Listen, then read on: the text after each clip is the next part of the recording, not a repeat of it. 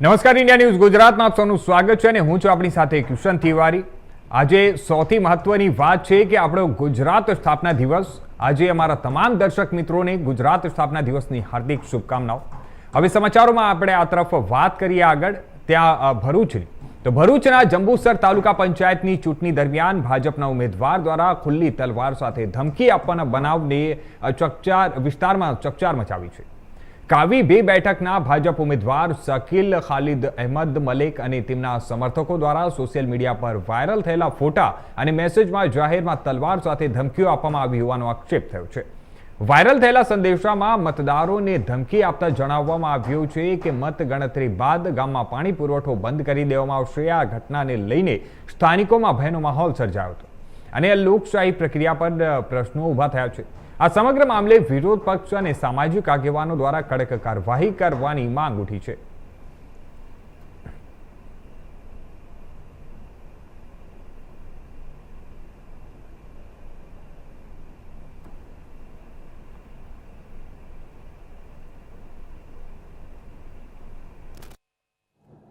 આજે ભારતીય જનતા પાર્ટીના રાજની અંદર લોકશાહી જ્યારે ખતમ થવા જઈ રહી હોય એવું દેખાઈ રહ્યું છે।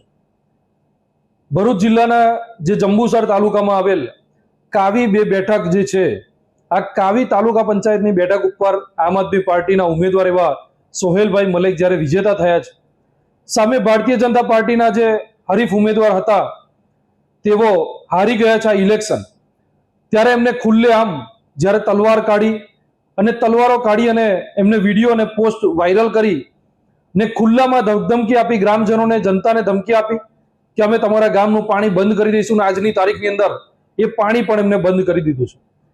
ત્યારે આ ભારતીય જનતા પાર્ટીના રાજની અંદર આવી જે ગુંડાગર્દી છે એ જનતા ક્યાં સુધી સહન કરશે? ભારતીય જનતા પાર્ટીના રાજની અંદર બળાત્કાર, લૂંટ, જ્યારે આવી બંદૂકો ખુલ્લેઆમ લઈને ફરવી, તલવારો ખુલ્લેઆમ લઈને ફરવી, આ કેટલું યોગ્ય છે?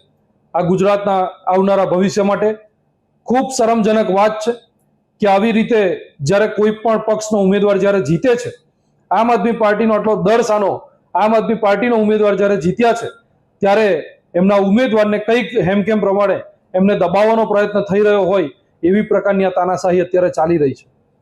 ત્યારે અમે આશા રાખીએ છીએ કે ભરૂચ જિલ્લા એસપી સાહેબ આની ઉપર કડકમાં કડક કાર્યવાહી કરે અને